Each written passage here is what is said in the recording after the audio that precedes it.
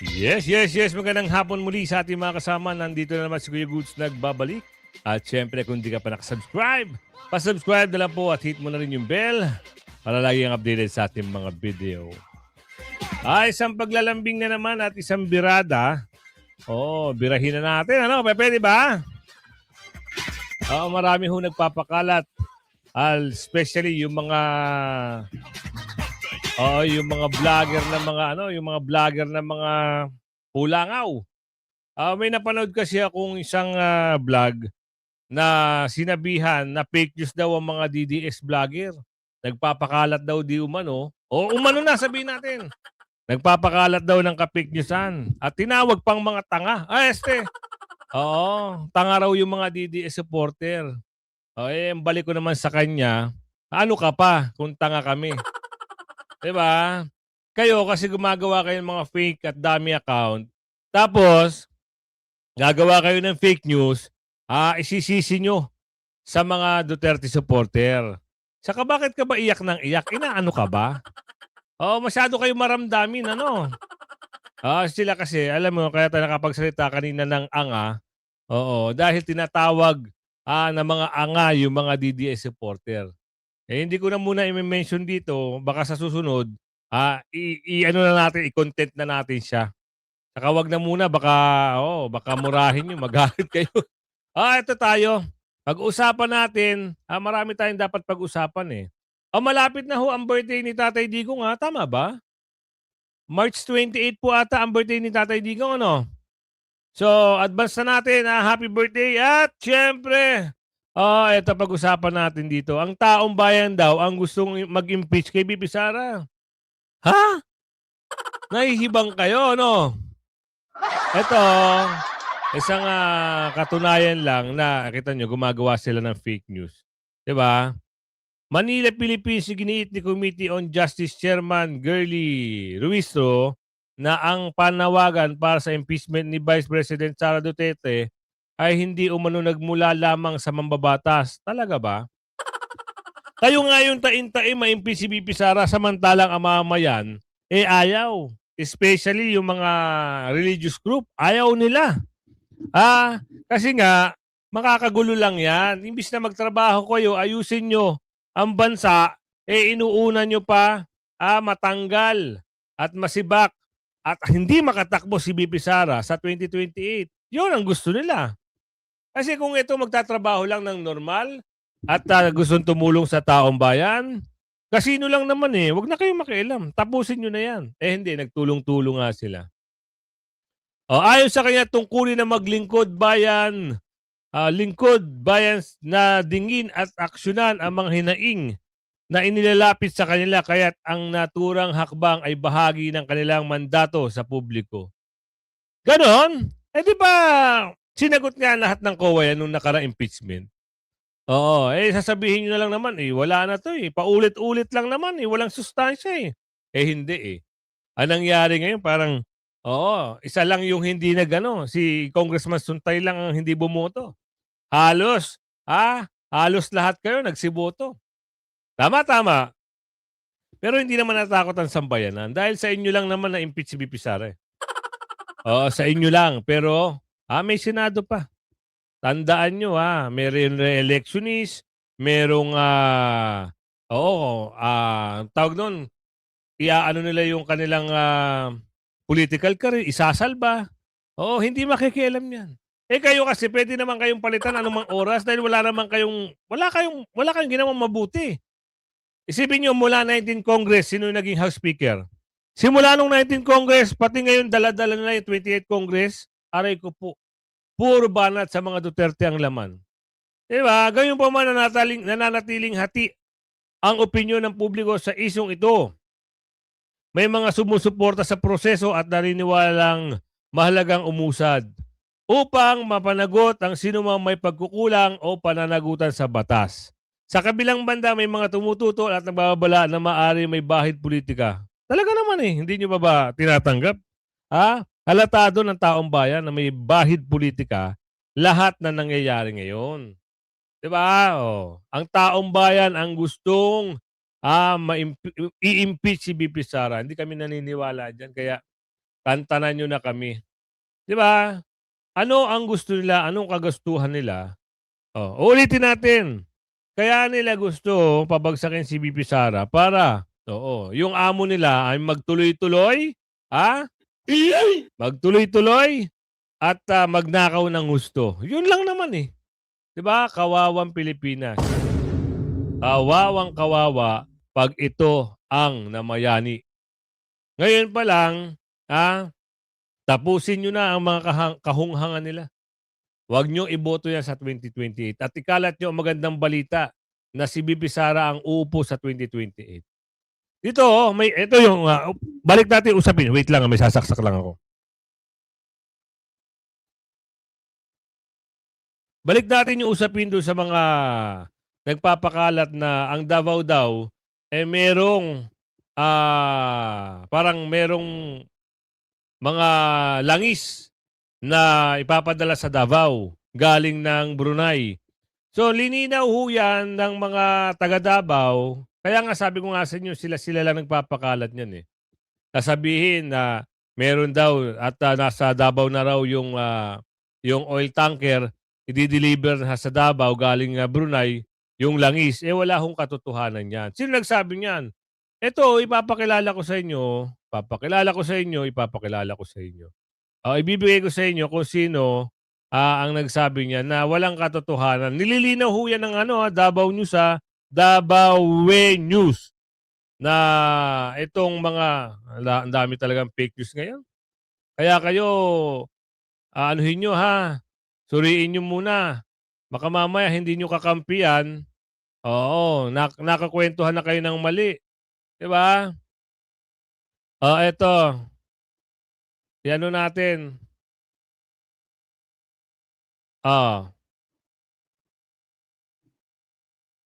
Wait lang wait lang. Ano ba nangyari? Eto. Eto yung ka-fake newsan nila. Ay, ano yun? Wait lang. Ito yung ka-fake newsan nila. Kaya nilinaw ng Davao News. Sabi dito, Davao City refutes claim of Brunei oil supply arrival. Kasi meron daw dumating doon. Na oil supply. Ako nga sabi ko, bakit galit na galit ito? Sila naman ang gumagawa. Merong vlogger kasi, parang galit na galit. Tinawag na anga-anga raw yung mga DDS vlogger at nagpapakalat ng fake news. Ito ang katunayan na hindi walang ganon. Kaya nililinaw nila yung nagpapakalat ng fake news na yun. Galit na galit yung vlogger. Aray ko. Ito sabi, that oil supply from Brunei has arrived in the city, stressing that no such development has been confirmed. Kita nyo? City Information Officer Harvey James Lantice clarified that the local government has neither received walang natatanggap at walang nare-receive na information or nor engaged in any discussion regarding the alleged shipment. Mantakin nyo, gumawa sila ng kwento. Nagpakalat ng mga, kayo mga mga galit na galit. Diba? Pati ba naman ito? Gagawa sila, ito na lang, bigyan ko ng example. Ano naman kung halimbawa, meron man talaga? Halimbawa lang. Diba? Inggit-pikit na lang. Kasi, yung amo nyo, walang ganon, hindi kaya. Kung meron nga talaga, di wala kayong magagawa. Diba? Pero nililinaw ito. Ito naman sabi, we have no information regarding the alleged oil supply from Brunei arriving in Davao City. The city government has no held any discussion with Brunei on this matter. Thank you. He said the city government issued that statement following the spread of unverified posts on social media. The public is urged to remain cautious and rely on a verified official source to prevent the spread of misinformation. Kaya kayo, huwag kayong magpapakalat, yung mga bulager ng Pinklawan, Bulangaw, ayan yung mga inggit, pikit. Aray ko, pakalat pa kayo ng balita para iyak kayo pagdating ng panahon. Kayo rin naman maiinis, eh. Di ba? sila rin maiinis pag halimbawa nagpakalat sila ng sarili ng peke. O eto na ang magbibigay sa atin ng sigla. Mukhang kayo na lang ang hinihintay dito sa sa Mabini Mansion. Oo, parang meron silang signature campaign doon. Hindi pa nga tayo nakakapunta eh. Gusto natin pumunta ron eh. Pero sana, oo, makapasyal tayo. So, si Miss Mocha Uson ay nagpunta na ron at nagbigay ng kanyang signature. Siyempre, yan ay pagsuporta niya kay Tatay Digong. Ikaw na lang hinihintay. Oo, at tayo na lang hinihintay doon sa pirma natin. Pasok. Kami naman ngayon at bukas, isang puso, isang lakas. Kung ikaw ang tumindig para sa bayan, Ganda ng music. ngayon ang bayan ang sasama sa'yo. Kami naman! Dahil kami naman, hawa. Mamoka.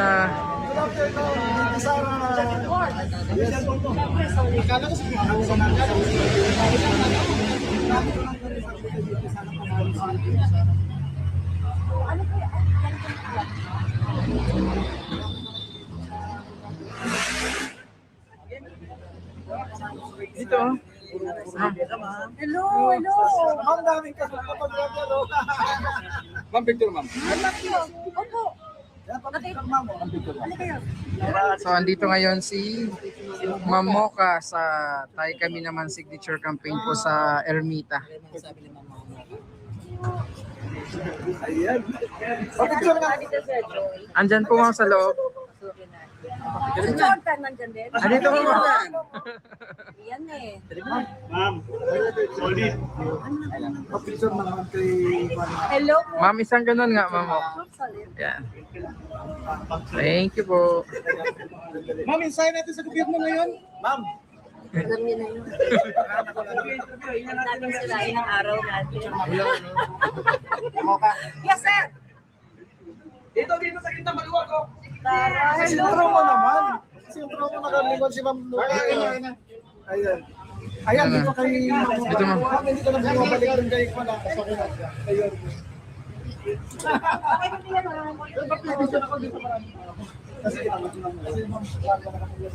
Talaga, ano pangalan mo doon? Ano pong pangalan niyo sa vlog mo? Kita nyo naman, si Ma'am Mocha, ay pumunta na rin doon para sa kanyang tunay na pagsuporta kay Tatay Digong. Ayan ho, yung signature para ibibigay sa Supreme Court para naman gumalaw na yung baso at magdesisyon na rin sila na pauwiin si Tatay Digong. Yun lang naman ang iniintay natin eh. Tayong lahat ay nabibigyan ng pag-asa at sana ayun kagaya ng may sinabi si Ate Joey sa live niya kanina, pinanood ko. Kung gusto nyo makatulong, meron ho kayong ida-download na form sa taykami-naman.org. I-download nyo lang yon at magpapirma kayo at tapos siguro pwede nyong i-forward sa kanila o ipadala. So sana makatulong sa susunod si Tatay Digong naman ang makauwi. Di ba?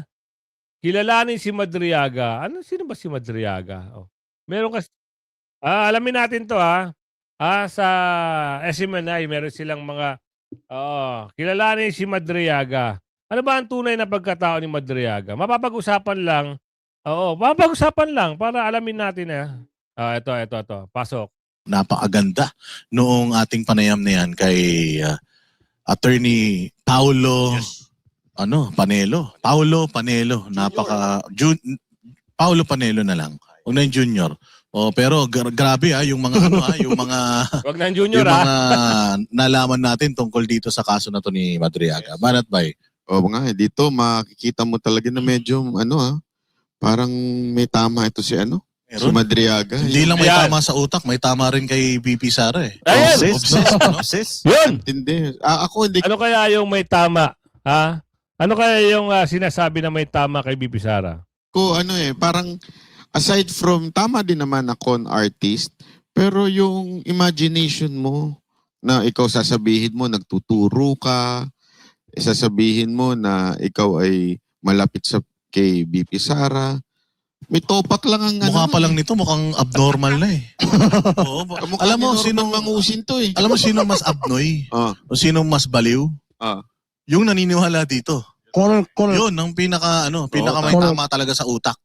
Oo. Hindi kasi yung mga naniniwala dyan, anti-Duterte lang talaga. Oo. Talagang Tama, bulag tama. lang. Naghahanap sila ng something na ibabato. So kahit hindi na, alam mo, hindi credible, ang pangit ng testimony, paniniwalaan lang nila kasi, galit lang sila kay Duterte. Alam mo yung mukha, oh. Alam mo, nakakainis eh. Alam mo, oh. At dito natin, alam natin yung mga binabato ng kabila, no? Kay BP Sara Duterte. Kung makikinig ka doon at napaniwala ka, talagang tanga ka. Pero yung narinig natin kay Atty. Paulo, napakaliwanag na ginagawa talaga nilang paraan para tanggalin sa picture si BP Sara Duterte. Para wala silang kalaban sa 2028. Pero na-observe ko lang, papangit talaga ng mga anti-Duterte, no? Oo. Tama. Yung nakaraan lang, yung isa, yung gusto pa ng debate. Yung Lovely ang pangalan, pero hindi Ayun, naman siya makakaiwala. mukhang Lovely. Mababa. Masyadong pinupush yun, parang nasusuka ako. Nahirita ako. Alam mo, pangit naman ako, pero sobrang lala naman nun. Yun talagang, kasi nakakahiyang manlait ng pangit na isang tao kung pangit ka naman. Pero yung sa kanya kasi sagad Sobrang pangit. Mas pangit siya. Yan ang problema eh. Sobra sagad, hindi lang pangit. Ang pangit pa ng ugali, ang pangit pa ng logic niya.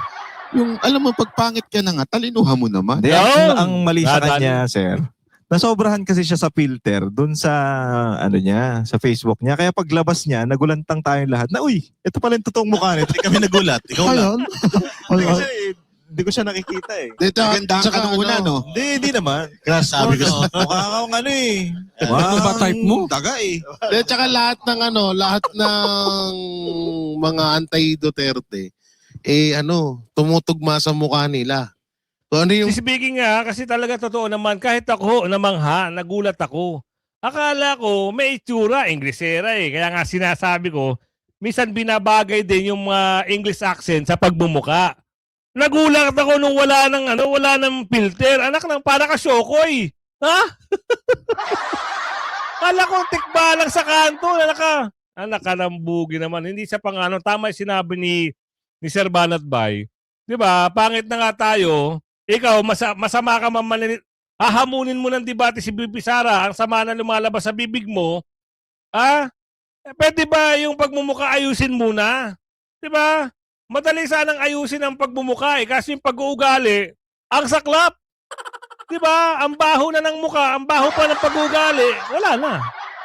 Tapos baka masaktan sila, Tuloy mo, Boss Jay. mukha katod niya nila Torre? Kaya mo si Torre, ang itim din ng budi. Ang itim din, di ba? Si Granada. May pa, pero magaling mag-English. Pero English lang. magaling yung accent pala. Oh. Magaling mag-accent pero Kakapanood British. ng kakapanood ng Peppa Pig. Oo, kasi yung Jensan, part pala ng Davao region.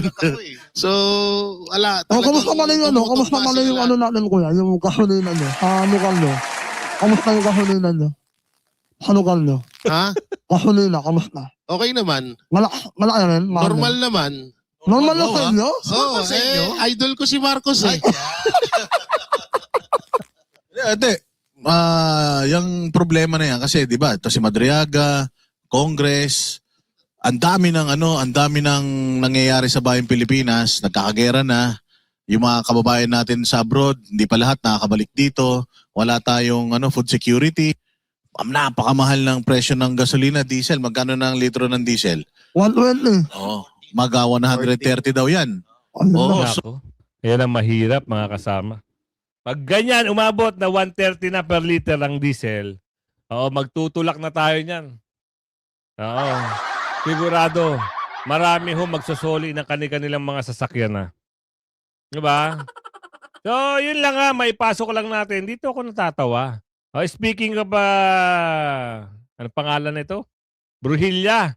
Oo, pwedeng Brujilya pangalan mo eh. Kasi kamukha niya talaga, oh.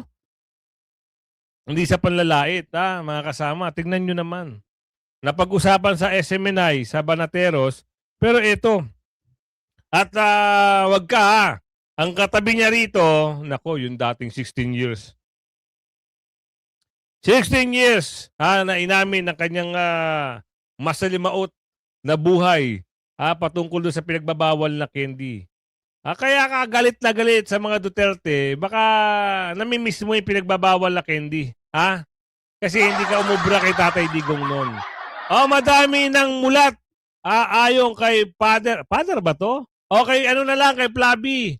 Naniniwalang dumarami na ang mga mulat na Pilipino na na ikaw ay, mulat talaga sila na ikaw ay naniniwala sa na ikaw ay isang durog. Hindi nga namin alam kung hanggang ngayon durog pa rin eh.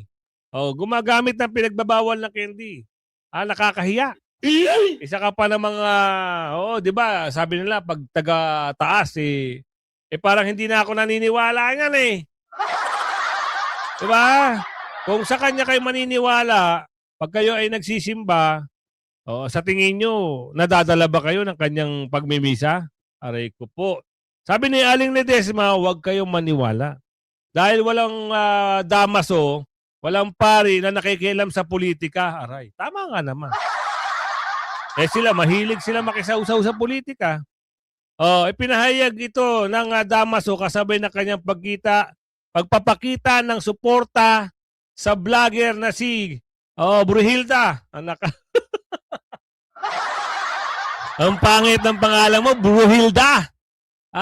Niya ay patuloy nagsalita at naninindigan para sa katotohanan sa kabila ng mga batikos at hamon. Ikaw lang naman kasi nakikisawsaw eh. Diba? Sausawero kayo. Ang hilig nyo makisawsaw ngayon, pag kayo ay binaktuyo, iyak kayo ng iyak. Diba? Totoo naman. Okay, si BP Sara ho, may mensahe. Pakinggan din natin kung kanyang mensahe dito sa Philippine Army Founding Anniversary. Ilang years na ba ang Philippine Army? Siguro matagal na. So kita nyo laging una si BP Sara. Binati, Philippine Army, binati na ba kayo ng amo nyo? Pero si BP Sara, nangunguna at binati kayo sa kabila ng lahat. Ang alin nyo, Kuya Goods, hindi ko alam kung alin yun. Alam nyo naman siguro. BP Sara, pasok. Assalamualaikum warahmatullahi wabarakatuh. Madayaw, umayo adlaw kaninyong tanan. Magandang araw sa inyong lahat. My warmest congratulations to the Philippine Army on your 129th founding anniversary. Ang tagal na pala. Today, we honor a legacy defined by selfless service and the highest form of sacrifice. Your unyielding courage is the reason our republic remains sovereign and our people remain free. By dismantling the camps of the New People's Army and neutralizing the threats of terrorism, you have given our communities the room to breathe, grow, and thrive. Your victories against insurgency are not just tactical wins. They are the building blocks of a stable and prosperous nation. Beyond the battlefield, you are also the first to arrive in times of disaster, serving as a beacon of hope and a lifeline to our people during their darkest hours. As you move forward, remain immovable in your integrity. I count on you to stay steadfast as our pillar of hope, ensuring that no Filipino has to live in fear. Continue to be the shield that protects our democracy and the strength that guards our future. Isang pagsaludo sa hukbong katihan ng Pilipinas. Mabuhay kayong lahat. Mahalin natin ang Pilipinas para sa Diyos sa bayan at sa bawat pamilyang Pilipino. Syukran. Salamat po, BP. Soon to be President of the Republic of the Philippines. Nabubulol na tayo. Napakagaling, no? Laging nauuna si BP Sara. Ewan ko lang ba dito sa nakaupo ngayon. Parang wala ka nang makitang hindi, alam mo yung dapat sila yung nakikita mo na kikilos para sa taong bayan. Nakikita na natin sila na parang wala eh. Ito, dito ka mga pagpanggap. Meron hong mapagpanggap na ito Masipag po ako maglinis. Maasahan nyo ko. Simple lamang ako.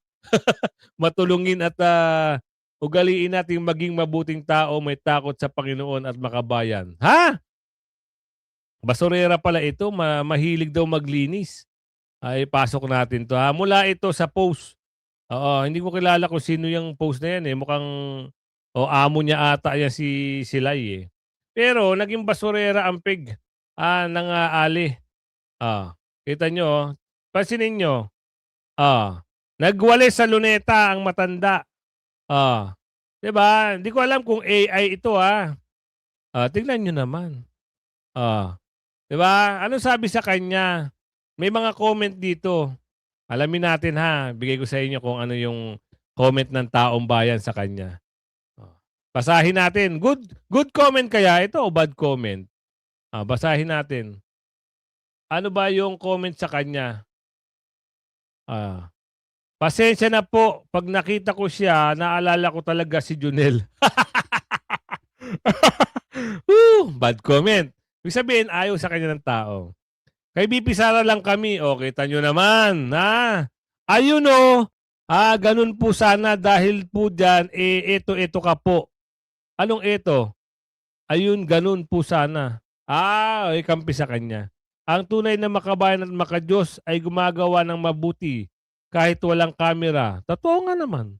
So, halos, ayun, yung gayon, basura, tinapon. Eto maging ano lang tayo, maging